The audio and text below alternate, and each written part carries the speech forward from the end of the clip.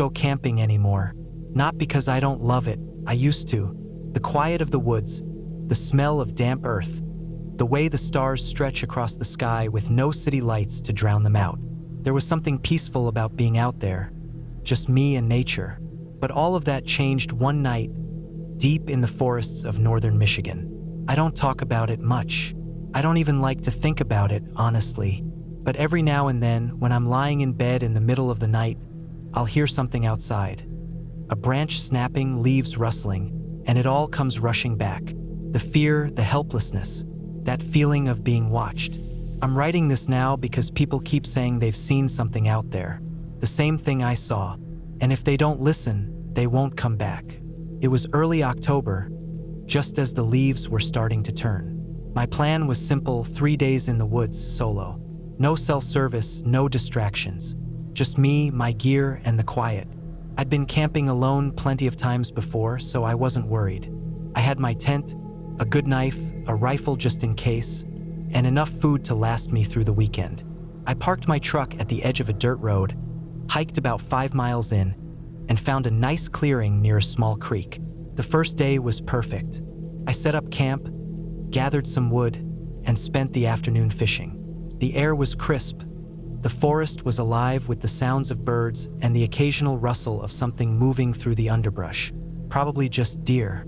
As night fell, I built a fire, cooked some fish, and sat back to enjoy the silence. There's something about being alone in the woods that makes the world feel bigger. The trees stretch taller, the darkness feels deeper, and every sound seems sharper. I slept like a rock that night, wrapped in my sleeping bag with the fire still glowing outside my tent. I wish I'd left the next morning. I woke up early, made some coffee, and set out for a long hike. I didn't have a set trail, just my map and compass, so I wandered, letting the landscape guide me. I saw fresh deer tracks, a few squirrels darting between trees, and even a set of bear prints near the creek. But around midday, I noticed something strange. The woods had gone silent. No birds, no wind, just the sound of my boots on the ground. I told myself it was nothing, maybe a predator nearby, something the animals could sense before I did. But as I walked, I started seeing signs that something was off.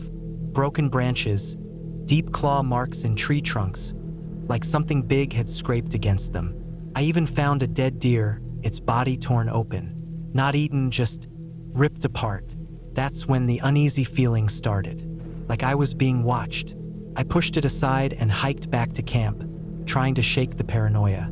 But by the time I got there, the sun was already starting to dip, and that feeling hadn't gone away. I kept my fire bigger that night. As I cooked dinner, I kept glancing around, listening. The usual sounds of the forest had started up again, but something felt wrong, like there was something just beyond the tree line, standing still, waiting. I told myself I was being ridiculous, just my mind playing tricks. Then, sometime after midnight, I heard it. A howl. Not a wolf, not a coyote. Something deeper, more guttural. It echoed through the trees, long and slow, and I swear I felt it in my chest. I grabbed my rifle and sat by the fire, scanning the darkness. I couldn't see anything, but I knew it was out there. The howls came again, closer this time. Then silence. Nothing moved, not even the wind. I barely slept that night. Every time I closed my eyes, I swore I heard something breathing just outside my tent. I should have left that morning, packed up, hiked out, and never looked back. But I didn't. I told myself it was just an animal, that I was overreacting. I even laughed at myself as I made breakfast, convincing myself I'd let the darkness get to me. Then I found the footprints. They weren't human. Too long, too narrow, with deep claw marks in the dirt. They circled my campsite, passing within feet of my tent. I packed my gear in record time. I kept my rifle in my hands as I walked, my head on a swivel. The woods were quiet again, that same eerie, unnatural silence. Then the smell hit me, rotting meat, thick and heavy in the air. I picked up my pace. Something moved in the trees to my left, a shadow just out of sight. Then another behind me. I stopped, gripping my rifle, trying to keep my breathing steady. A branch snapped. I turned, and that's when I saw it. Tall, too tall, at least 7 feet, maybe more. Thin but muscular, covered in dark fur. Its head was canine, long snout, pointed ears, but its eyes, they weren't right. Too intelligent, too focused. It stood on 2 legs, watching me. I raised my rifle. It moved fast, too fast. 1 second it was there, the next it was gone, disappearing into the trees like a ghost. But I could still hear it, circling, stalking. I ran. I didn't stop, didn't look back. I don't know how long I ran, but by the time I saw my truck, I was gasping for breath, my legs burning. I threw my gear in the back, jumped in, and tore down that dirt road without looking in the rearview mirror. I didn't stop driving until I hit the highway. I told myself I'd imagined it, that it was just a bear or a trick of the light or exhaustion. But then I started hearing the stories. Hunters going missing, campers finding shredded tents. The same howls, the same footprints. People keep saying they see something out there. I know they do, because I saw it too. And if they don't listen, they won't come back. Camping in the Lake District had always been on my list. There's something about the rolling hills, the deep, quiet lakes, and the endless sky that makes you feel a million miles away from everything. It's not exactly wild terrain, but it still holds that untamed, ancient feeling that I love about the outdoors. So when my friend Jim and I planned a weekend camping trip there, I was all in. Jim and I had camped together before. He was the kind of guy who could sleep through anything, which sometimes annoyed me, but we got along well. We picked a campground that was simple but popular, the kind of place where you weren't totally alone but still had space to breathe. We set up camp in the early evening, tucked between a few other tents, with just enough room to feel like we had our own little corner. The sun dipped below the hills, turning the sky deep orange, then purple. We cooked a quick meal on the portable stove, had a few drinks, and just talked. It was the kind of peaceful night that makes you forget how unpredictable the world can be. I had no idea that in just a few hours, I'd wake up to one of the most unsettling moments of my life. I'm not a deep sleeper, never have been. I wake up at the slightest sound. A branch snapping, the wind shifting, a fox rustling through the undergrowth. That night, the campground was quiet. A few muffled voices from other tents, the distant hoot of an owl, the occasional gust of wind.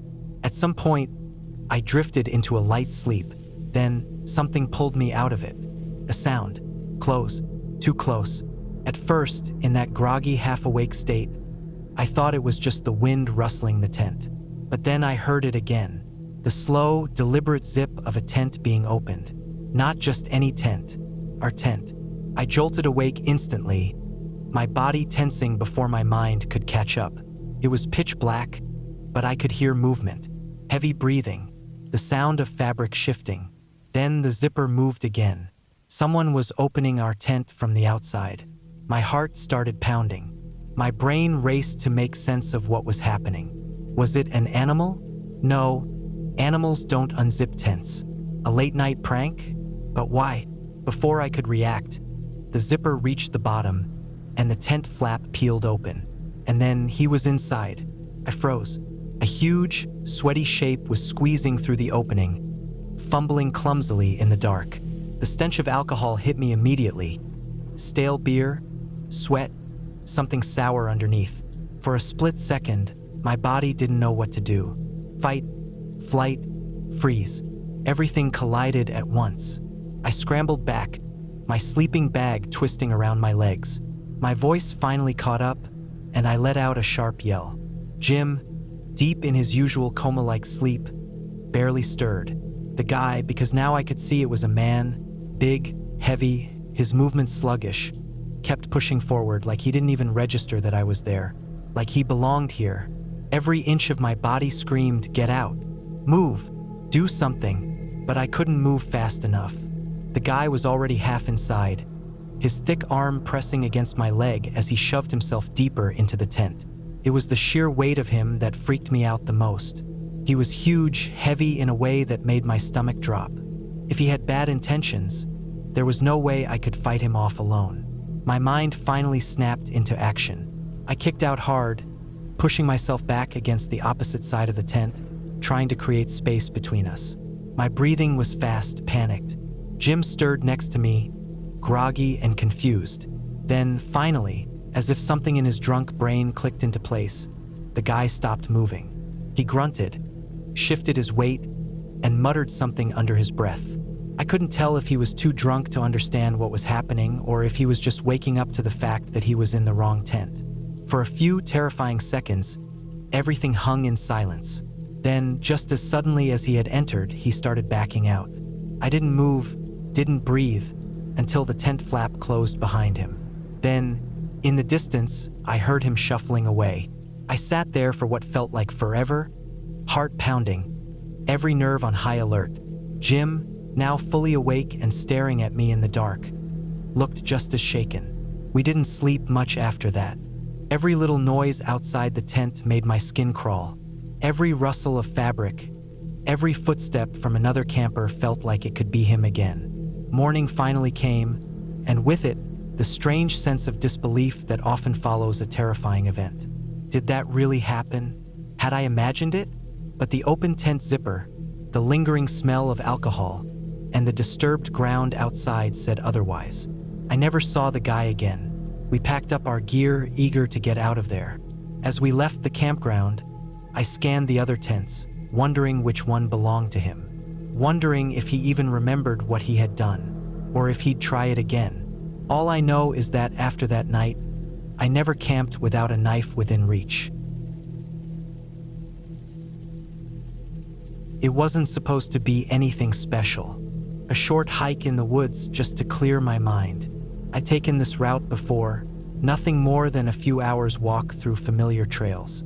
The kind of thing you do to unwind, not expecting anything to change. But tonight, things felt different. I'd left home around dusk, just as the sun was dipping below the horizon. The woods were still lit by the last rays of light, casting long shadows across the path ahead. The air was cool, with the faint scent of pine and wet earth. I had my backpack with a bottle of water, some snacks, and a flashlight, just in case. I wasn't worried. I'd done this before and knew these woods like the back of my hand.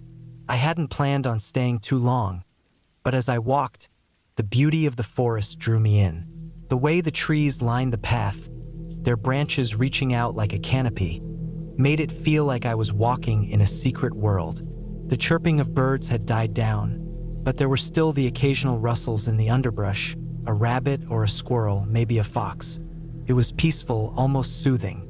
The sun set faster than I expected, and soon, the woods were plunged into a thick, inky darkness. I clicked on my flashlight, the beam of light cutting through the shadows, but even with the flashlight, the woods felt oppressive. The trees seemed taller now, and the sounds of the forest seemed to fade away. All I could hear was the crunch of my boots against the dirt and leaves, and my own breathing, steady but a little quicker than usual. I'd planned to reach the creek by nightfall. The sound of water would make for a perfect spot to sit and take a break. But by the time I arrived at the usual clearing near the stream, something felt off. The place seemed quieter than usual, as if the forest itself was holding its breath. I took a step into the clearing, my flashlight casting long, strange shadows over the ground. I stopped and looked around. There was no wind, no sound, just the stillness. For a moment, I wondered if I'd missed something. The creek usually had a certain noise, the trickling of water over rocks, but it was eerily quiet. I glanced at the stream, and sure enough, there was no water. The creek was dry. It wasn't just low, it was completely barren. I walked over to the bank and knelt down to inspect it. The ground was cracked, the dirt parched. No water had flowed through here in days, maybe weeks. I couldn't understand it.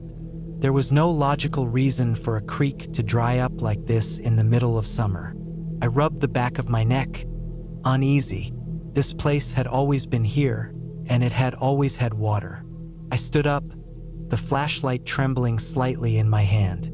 A rustle came from the trees behind me, just on the edge of the clearing. It wasn't a small noise, like a squirrel. It was deliberate, heavy, as if something larger had moved through the brush. I turned, shining the light in the direction of the noise, but the beam only revealed a few tangled branches and some low bushes. Nothing out of the ordinary. I stood still for a moment, listening. The rustling had stopped. I should have turned back. Something about the woods felt different tonight, and my instinct was screaming at me to leave. But instead, I told myself it was just my imagination. It had to be. There was nothing out here. I couldn't be the only one in these woods. People hiked here all the time. I moved deeper into the forest, following the narrow trail that would eventually lead back to the parking lot. But with every step, the air seemed to thicken. The trees seemed to lean in closer, and the path became less defined. It was as if the forest was swallowing me whole. I should have been able to find my way back by now, but the darkness made everything look unfamiliar. I checked my watch. It wasn't that late, but something was wrong. The woods felt too quiet, too still. My flashlight beam shook as I turned around, checking behind me. But there was nothing. No sounds of animals, no distant rustling, no wind. Just an oppressive silence. I walked faster now, my heart beginning to beat harder in my chest. The trees seemed to be growing closer together, the branches tangled in a way that made it feel like the path was narrowing. It was harder to see even with the flashlight. The beam of light flickered for a second, and when it came back on, the forest had changed. It wasn't the same. The trees seemed more twisted, their bark dark and rough. The branches gnarled like fingers reaching out to grab me. The path ahead was now barely visible. I stopped, my breath catching in my throat. Something wasn't right. The woods had always been dark at night, but this wasn't just darkness. It was something more. I turned around, but there was no sign of the clearing, no sign of the creek. I was deep in the woods now, and the path I had been following had disappeared completely.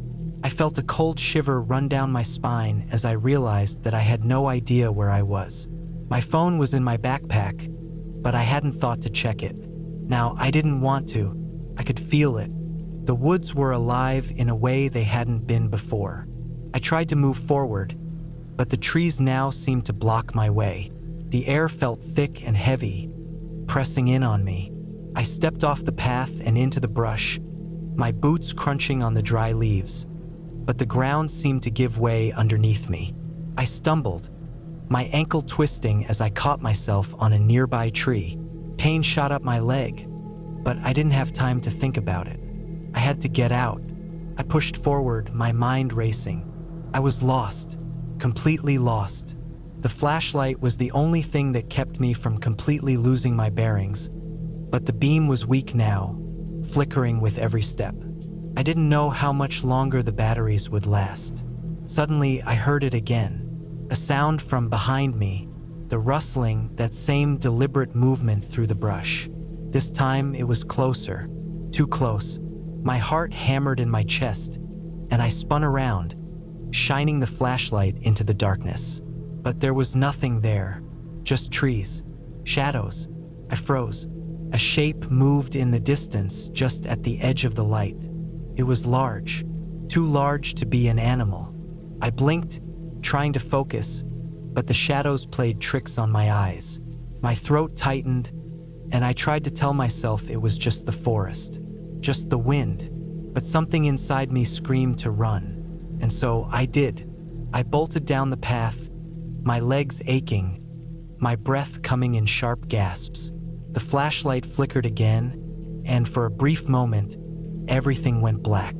I cursed under my breath, desperately tapping the side of the flashlight. It flickered back to life, and I saw it. The figure. It was moving through the trees, following me. It wasn't human. The shape was too tall, too long. Its movement wasn't natural. It glided between the trees, almost as if it was floating. My stomach churned with a wave of nausea. Couldn't breathe. My legs wouldn't move fast enough, and I could hear it gaining on me. I ran, faster than I ever thought possible, my pulse roaring in my ears. My foot caught on a root, and I went sprawling into the dirt. Pain shot through my body, but I didn't stop. I scrambled to my feet and kept going, my only thought to put distance between myself and whatever was following me. It wasn't until I reached the edge of the woods that I stopped. I didn't know how far I had run, but I could see the dim outline of the road ahead. The forest seemed to recede behind me, as though I had crossed some invisible line. The figure was gone, but I could still feel it in the pit of my stomach. I didn't look back. I didn't stop running until I reached the car. And even then, I didn't feel safe. The woods had changed. The trees had closed in on me in a way that was unnatural. Whatever had followed me, whatever it was, I didn't want to know. I drove home, hands shaking on the wheel, and didn't say a word to anyone about what had happened. I couldn't explain it. I couldn't explain the twisted trees, the way the forest seemed alive, or the thing I had felt watching me. All I knew was that I would never go back into those woods. Not ever. I had been on the road for a long time, longer than I should have been, but that was how it always went. The money was good when the miles were high, and I was used to pushing it. That night, I was running a load of steel coils from Ohio down to Texas. A long stretch, mostly highway, not too many stops except for fuel and maybe a couple of hours of sleep if I could afford the time.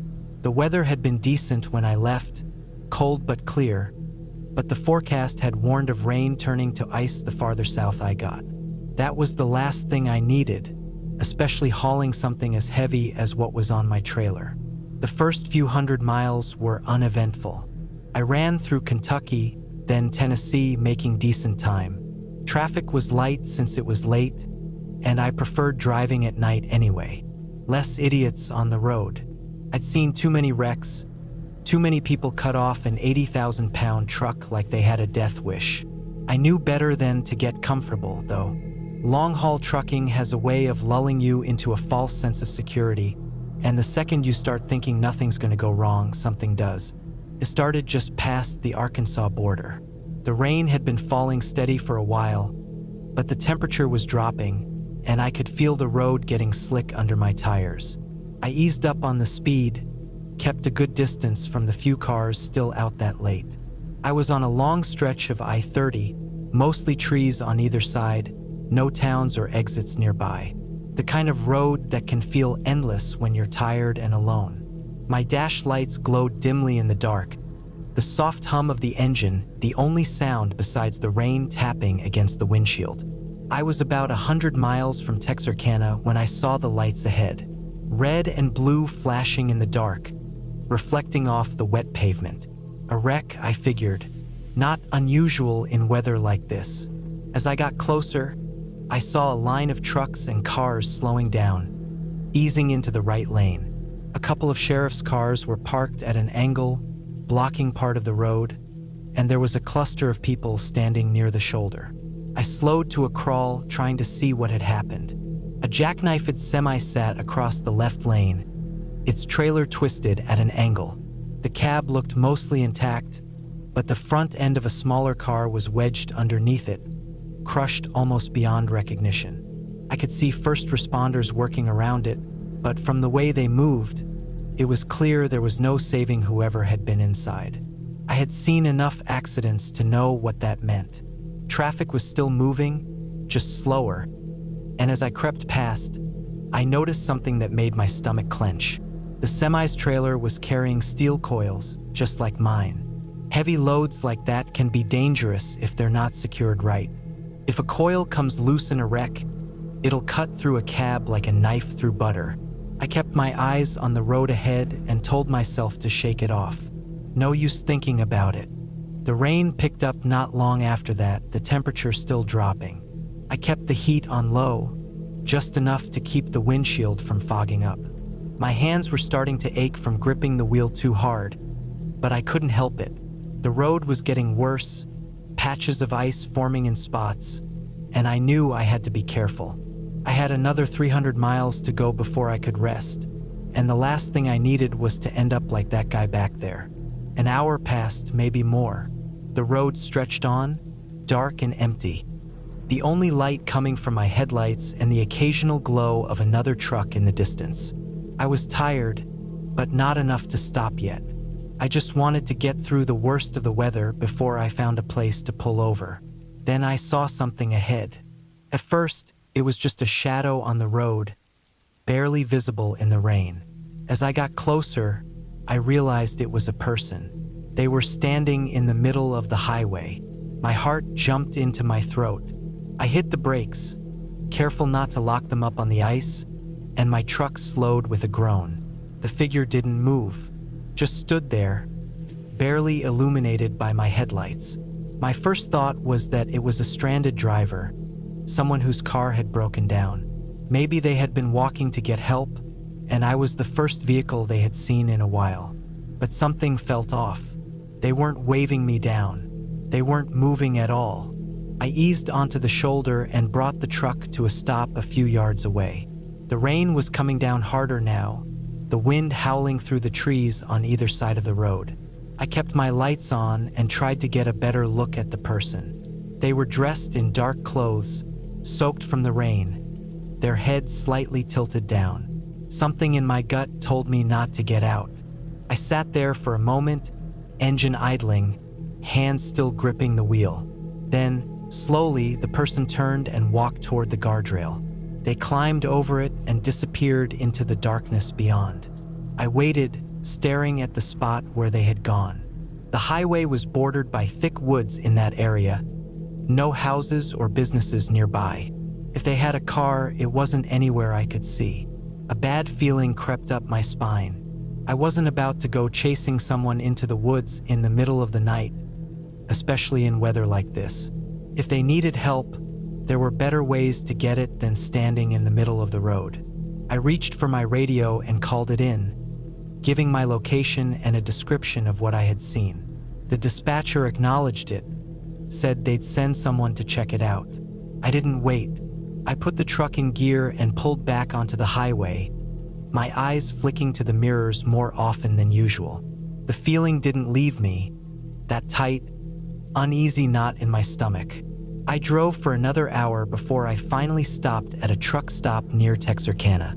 The rain had slowed, but the air was colder, the road still slick. I parked in the back lot, away from the other rigs, and shut the engine off. My body ached from the tension of the drive, my head pounding from lack of sleep. I sat there for a while, staring at the rain running down the windshield. The night was quiet, except for the occasional sound of another truck pulling in or leaving. I never found out who that person was. The next day, I checked the news, but there was nothing about a stranded driver or anyone found near that stretch of highway. No missing person reports that matched what I had seen. Just another cold, wet night on the road. I finished my run and moved on to the next haul, but I never stopped thinking about it.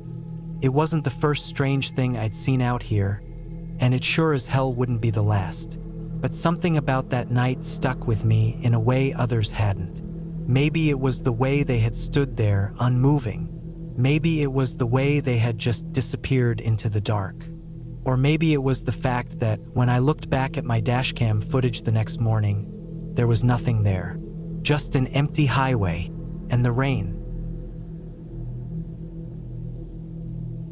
Alaska is beautiful, wild, and completely unforgiving. That's what drew us there in the first place. My friend Jake and I had planned this trip for nearly a year, 3 weeks of backpacking and camping through some of the most remote and untouched wilderness east of Fairbanks.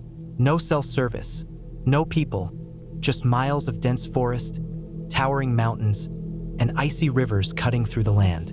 We wanted a challenge, an adventure we'd never forget. We got more than we bargained for.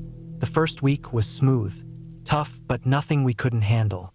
We navigated thick brush, crossed freezing rivers, and climbed steep ridges where the wind threatened to knock us over.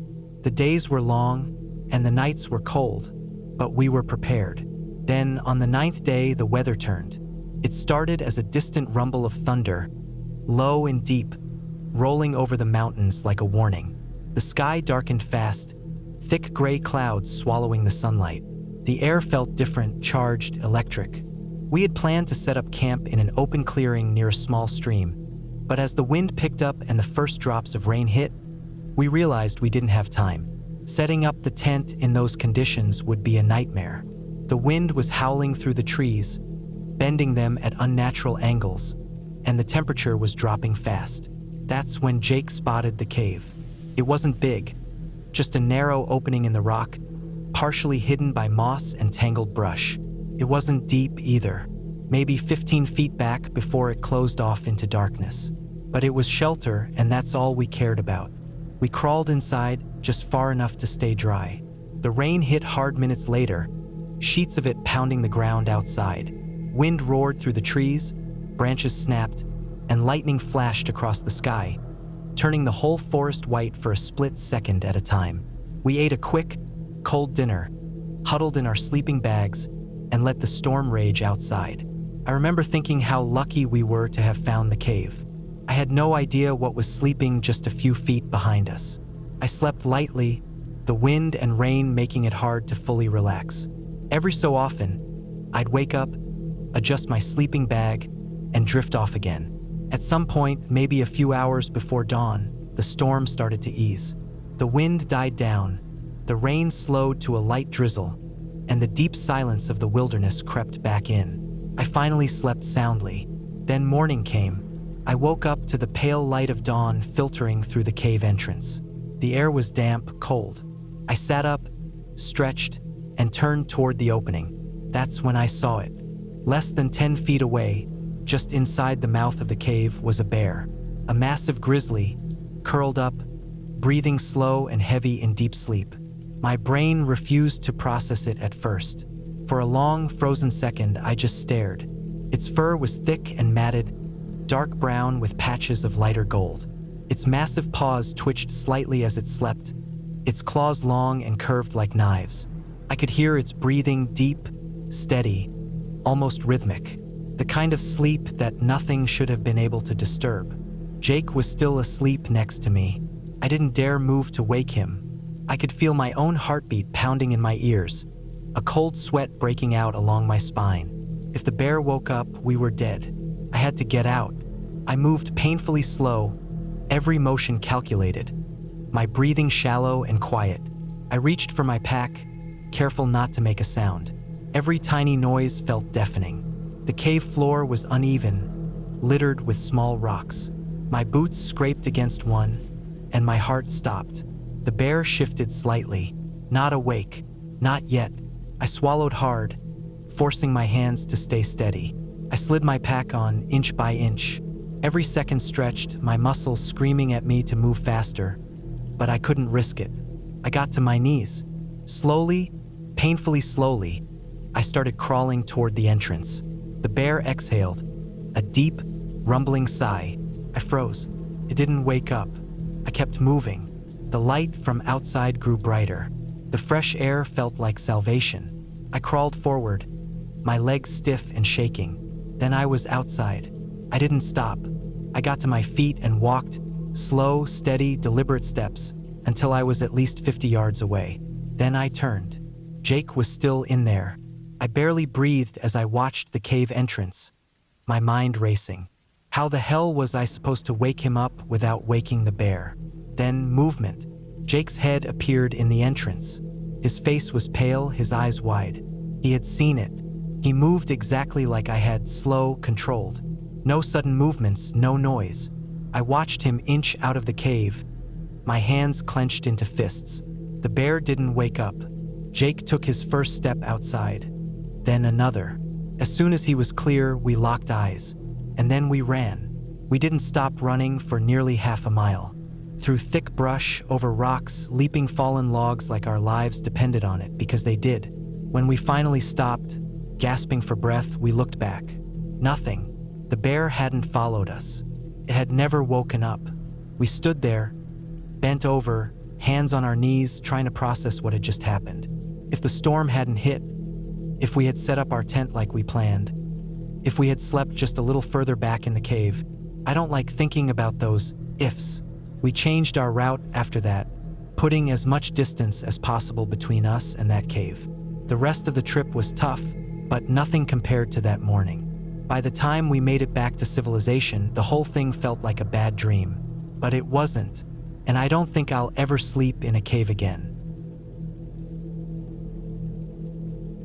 I had been planning this trip for months. A full week alone in the woods, away from everything. No phone service, no people, just me and the quiet of nature. I had done plenty of solo camping before, but this trip was different. I wanted to go deeper than ever, to a place where I was truly alone. I found the perfect spot after weeks of research. A remote patch of forest, miles from any established trails or campsites. I checked satellite images, scoured maps, made sure there were no roads anywhere nearby. I wanted isolation, and I found it. I packed everything carefully. A durable tent, a warm sleeping bag, a small camp stove, plenty of food and water, a hatchet, a knife, a fire starter. I always carried a GPS and a paper map as backup. I didn't bring a gun, I never had before. The drive took most of the day. I followed a series of winding dirt roads, each one rougher than the last, until I reached the point where the forest took over. From there, I hiked. The first few miles were easy. The air was crisp, the ground covered in a thick layer of pine needles that muffled my steps. The deeper I went, the quieter it got. No distant sounds of traffic, no voices, nothing but the occasional rustle of wind through the branches. I found my campsite just before dusk, a small clearing near a slow-moving creek, surrounded by towering trees. The ground was flat, dry. It was perfect. I set up my tent, gathered firewood, and built a small fire as the last light faded. I ate my meal sitting on a fallen log, watching the flames dance. That first night was uneventful. The usual sounds of the forest, crickets, the occasional hoot of an owl, the distant rustling of an animal moving through the undergrowth. Nothing out of place. I slept deeply. The next morning, I decided to explore. I followed the creek for a while, stepping carefully over moss-covered rocks, taking in the stillness of the woods. The air smelled fresh, clean. I didn't see any signs of people. No old fire pits, no footprints, no trash. I hiked for hours, eventually looping back toward camp as the sun started to dip lower in the sky. And that's when I saw it. A tree stripped of its bark. The raw wood beneath was carved with deep, uneven cuts. Not from an animal, not from weather. It was deliberate.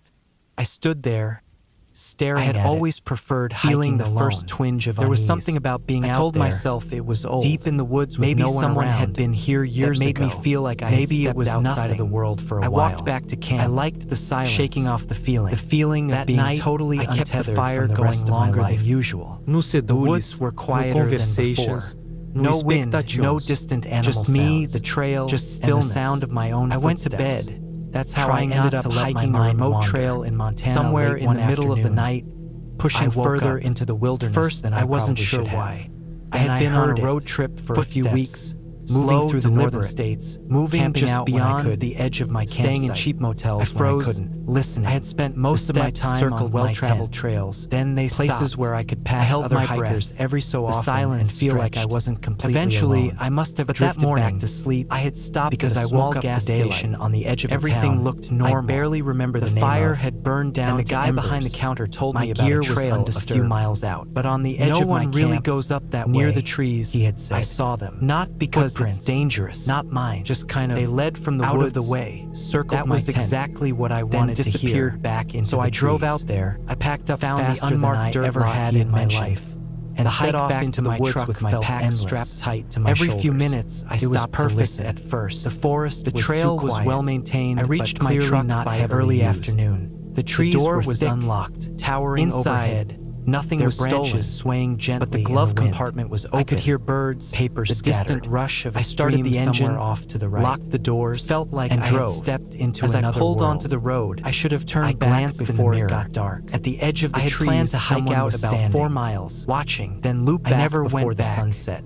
But the trail was beautiful, and I kept pushing forward, telling myself I would turn around just after the next bend, then just after the next clearing. Before I knew it, the sun was starting to dip behind the trees, and I was farther from my car than I had meant to be. I wasn't worried yet. I had my flashlight, extra water, and a small knife clipped to my belt. I had hiked alone plenty of times before, even in low light. I knew what I was doing. At least I thought I did. I was about 2 miles from my car when I first noticed the silence. Not just quiet, the total suffocating absence of sound. The birds had stopped. The wind had died. Even the distant rush of the stream was gone. I stopped walking. The woods felt heavy, like they were pressing in around me. I held my breath, listening hard, trying to pick up anything. An insect buzzing, a branch creaking, my own heartbeat. Nothing. That was the first time I felt it. That slow, creeping awareness that something wasn't right. I turned my flashlight on, sweeping the beam across the trees. Everything looked the same as it had before. Just woods, just the trail, just me. But the silence lingered. I started walking again, a little faster now, my boots crunching against the dirt. It was the only sound in the world. And then, just as suddenly as it had stopped, the forest came back to life. A bird chirped. A breeze rustled the leaves. The distant stream was there again, whispering through the trees. I let out a breath I hadn't realized I was holding. I had always preferred just my imagination. There was something about being out there, just my mind deep in the woods with no one around. But I picked up my pace anyway. That made me feel like I had stepped about a mile from my car. For a while, I saw the first footprint. It was right there in the dirt, totally untethered from the rest of my trail. No Sedules, clear, no Conversations, it wasn't mine. no I Expectations. stopped, just me, shining my flashlight over and the sound of my own stomach twisting. That's how I ended up hiking a remote trail in Montana late one afternoon, and it was pointing further into the wilderness than I probably should have. As if someone had stepped out of the woods. I had been on a road trip for a few weeks, then stepped moving back through the northern states. I turned in camping a slow circle when I could, scanning the trees, staying in cheap motels when I couldn't. I kept walking. I had spent most of my time on well-traveled even trails. Fresher. Places where I could pass other hikers in the middle of the trail and feel like I wasn't completely alone. I hadn't seen anyone else out here. I had stopped at a small gas station on the edge of a town. No one should have been barely remember in the woods at this hour. And the guy behind the counter told me about a trail a few miles out, looking for more prints. No one really goes up that way. There were none. He had just said. That single not because it's dangerous, firm into the dirt. Just kind of, I took a step out of back, the way. My body tense. That was exactly my heart what I was beating too fast now. So I drove out there. Then I heard it, found the unmarked dirt lot he had mentioned somewhere off and set off into the woods with my swung my flashlight in that direction. It was perfect at first. The trail was well maintained and unmoving, but clearly not heavily used. Ears the trees were thick, nothing towering after overhead. A long moment, their branches swaying gently in the wind. I could hear birds, the distant rush of the stream somewhere off to the right. I was almost to the car. Felt like I had just needed to get another world. The last stretch of trail before it got dark. I kept my flashlight hike out about 4 miles, sweeping the beam along the ground back before the sunset, watching for more footprints. But the trail was beautiful for movement, and I kept pushing forward. The silence telling myself I would turn around, thick and just absolute. After the next bend. Then, finally. Just I saw the next dark clearing. Shape of my car. Before I knew it, in the dirt lot up the ahead. Sun was starting to dip behind the trees. I was almost there. Farther from my car than I had meant just to be. As I stepped off the trail, I wasn't worried yet. I caught one last flashlight, extra beam, water, another small knife clipped to my belt. This one was different. I had hiked alone plenty of times before, like someone had been standing there. I knew what I was doing, watching. At least I thought I did. I didn't look around. I was about 2 miles from my car. I walked straight to my car, first noticed the silence, yanked the door open, not just quiet, and got inside. The total locking the doors the second I was in. My hands were shaking as I started the engine. The wind had died. My headlights flooding the empty lot. The stream was empty, but I didn't walking. I pulled out felt heavy. My tires like kicking up pressing in around me. My eyes fixed I held my breath ahead. Listening I didn't hard, breathe properly trying to pick up I was miles away. An insect I don't know buzzing, what happened out there. A branch creaking. I don't know who made those my own heartbeat. Maybe Nothing. It was just another hiker. The first time that seems unlikely. That slow, no one creeping awareness that something wasn't right. No one hikes out there. I turned my flashlight on. Too isolated, sweeping the beam across the trees. I keep thinking about that last Everything looked the same as it had facing mine. Just like someone had been standing there, waiting. Just me. And I But the wonder how silence long had lingered. they been out there. I started walking and how again, close had they gotten a little without me faster knowing. My boots crunching against the dirt. It was the only sound in the world. And then, just as suddenly as it had stopped, the forest came back to life. A bird chirped. A breeze rustled the leaves. The distant stream was there again, whispering through the trees. I let out a breath I hadn't realized I was holding. Just my imagination, I told myself. Just my mind playing tricks on me. But I picked up my pace anyway.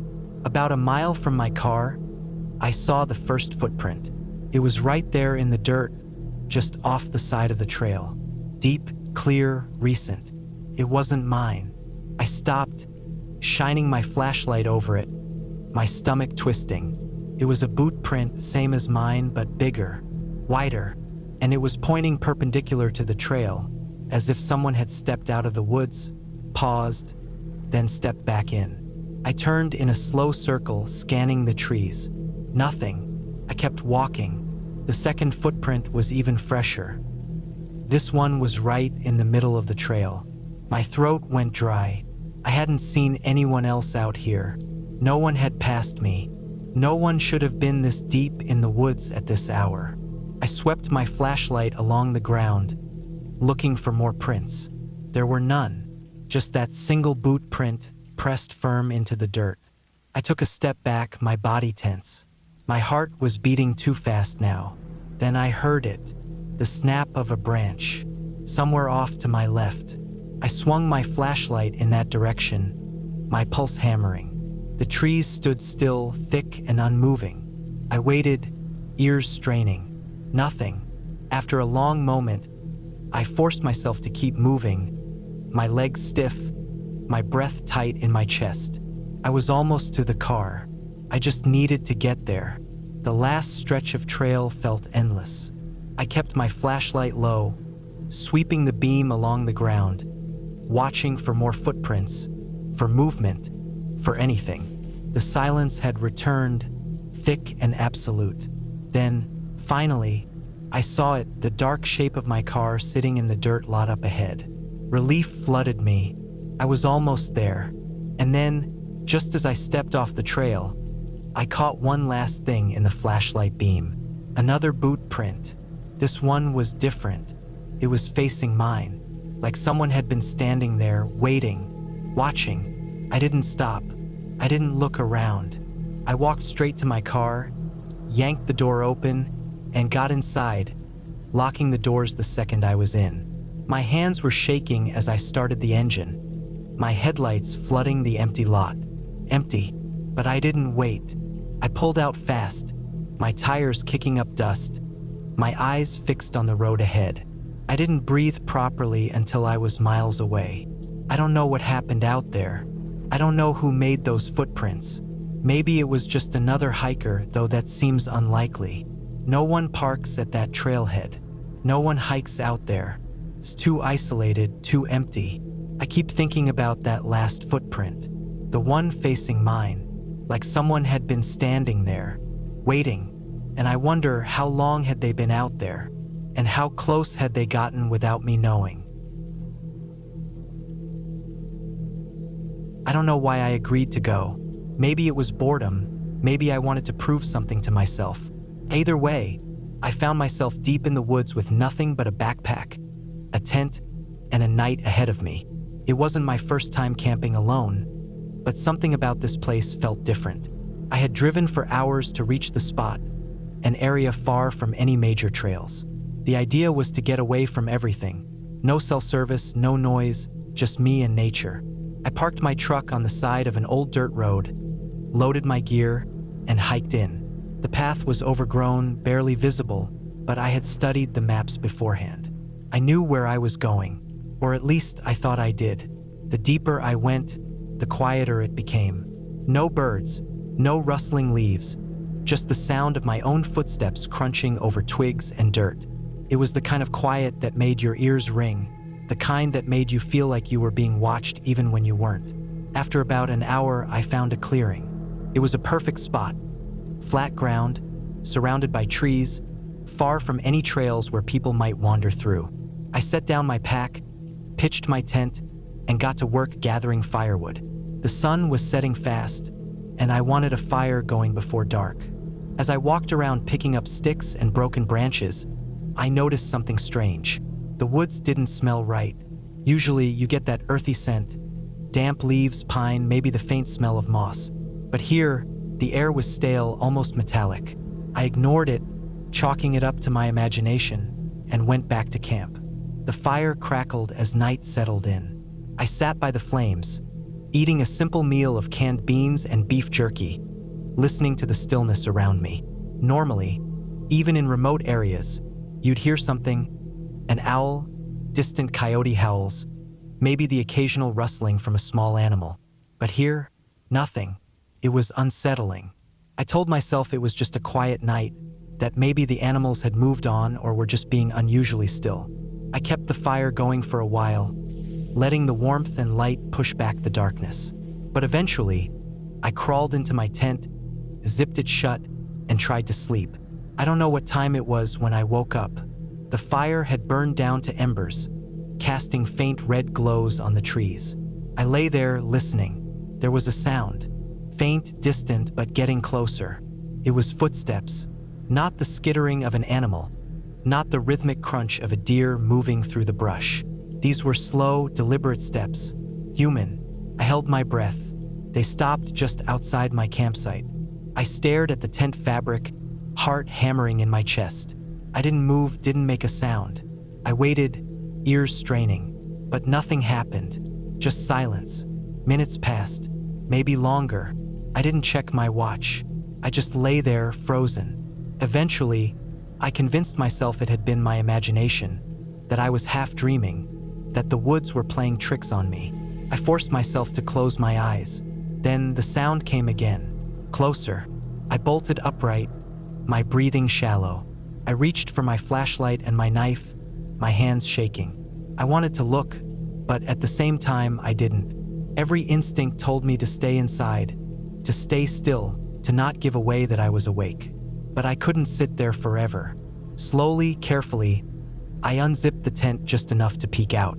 My flashlight was off, but the dim embers of the fire still gave off a little light. There was nothing there, no movement, no figure, just my camp, the trees, and the faint glow of dying firelight. I exhaled, trying to calm my nerves. Maybe it was an animal after all, something that had wandered close and then left. Maybe I was just on edge. I zipped the tent back up, lay down, and tried to convince myself everything was fine. Then I heard it, breathing, right outside the tent. A deep, slow inhale, then an even slower exhale. I gripped my knife so tight my knuckles ached. My heart was beating so fast it hurt. I didn't move. The breathing continued. Whoever or whatever was out there was standing right next to my tent, just on the other side of the fabric. I forced myself to stay quiet, barely daring to breathe. Then, after what felt like an eternity, the sound faded. Slow, deliberate steps moved away from my tent, back into the woods. I didn't sleep the rest of the night. When dawn finally broke, I didn't waste time packing up. I threw everything into my backpack, kicked dirt over the remains of my fire, and started hiking back toward my truck. My entire body was tense, my ears straining for any sound. Nothing. It wasn't until I reached my truck that I let myself breathe. I tossed my gear into the back, climbed into the driver's seat, and locked the doors. My hands were still shaking as I turned the key. The engine roared to life, and that's when I saw it. Just off the tree line, standing perfectly still, was a man. He wasn't moving. He wasn't waving. Just standing there watching me. I didn't wait. I slammed the truck into gear and peeled out, kicking up gravel as I sped down the dirt road. I didn't look back. I didn't stop driving until I was miles away, back on the highway, back in civilization. I never reported it. What would I even say? That I heard footsteps? That I saw a man in the woods? All I know is that I won't be going back. And if you ever find yourself camping alone, deep in the woods, miles away from anyone else, you might not be as alone as you think.